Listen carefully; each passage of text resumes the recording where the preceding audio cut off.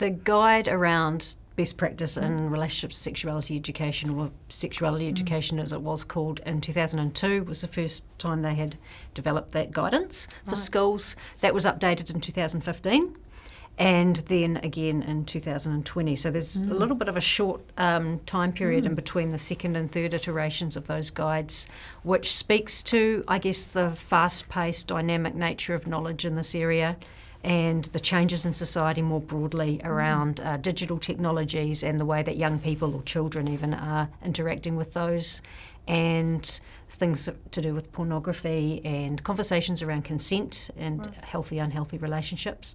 So those are the sorts of things that framed the Relationships and Sexuality Education Guide update.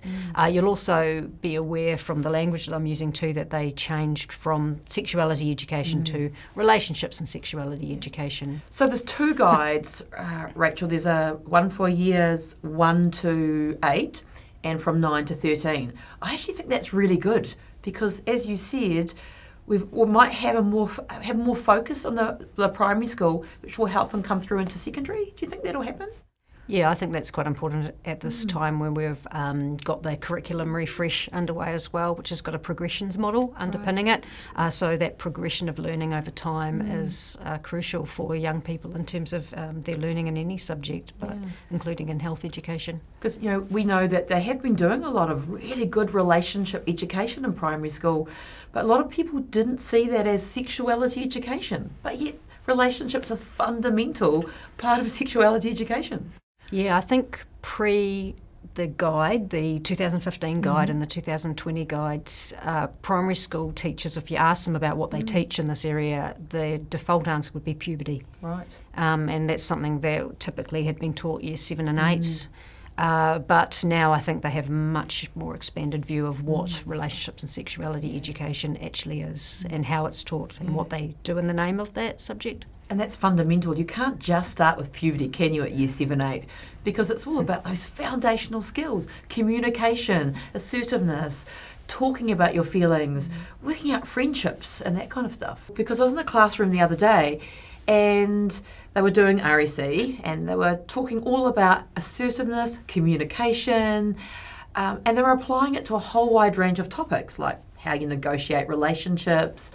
And it was so great to see the young people having this awesome conversation.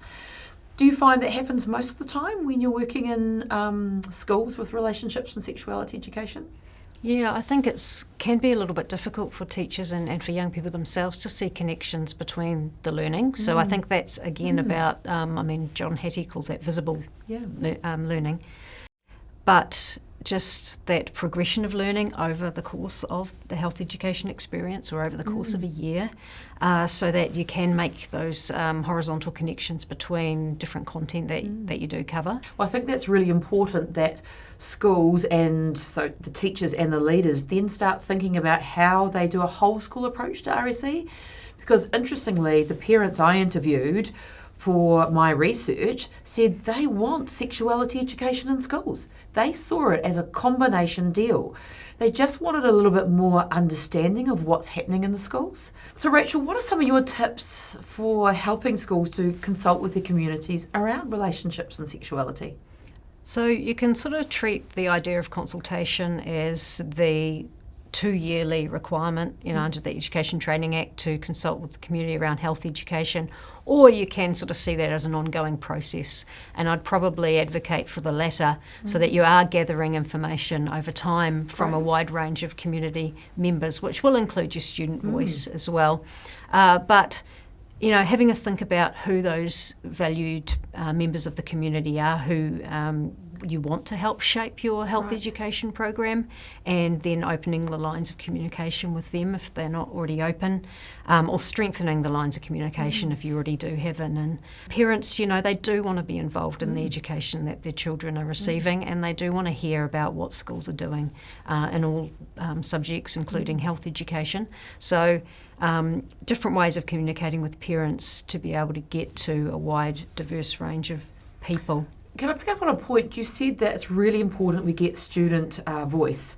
And I think that's crucial because I've heard of a few schools that have been talking with the students, getting their voice, so collecting data, and then using that when talking with parents and whānau, so to show what they actually want to learn. Do you think that's a good strategy? I think that you can never get too much student voice, and then there are so many ways that you can use that. I think that's quite an empowering experience for those young people to see that their voice is being used and is being heard by a range of people in the community, because we do have people with different attitudes and values around things such as sexuality and relationships. But another tip that I have would be around making sure that the communications are able to be understood by the diverse languages that are represented by any school community in Aotearoa. That's a really good point, because also in some of the research I did with parents, they said that they got communication from the school and were really supportive, but the communication wasn't clear. For many educators, that should give them the confidence to know that their communities do want RSE and they see it's important in the digital age, but maybe they could look at different ways of consulting.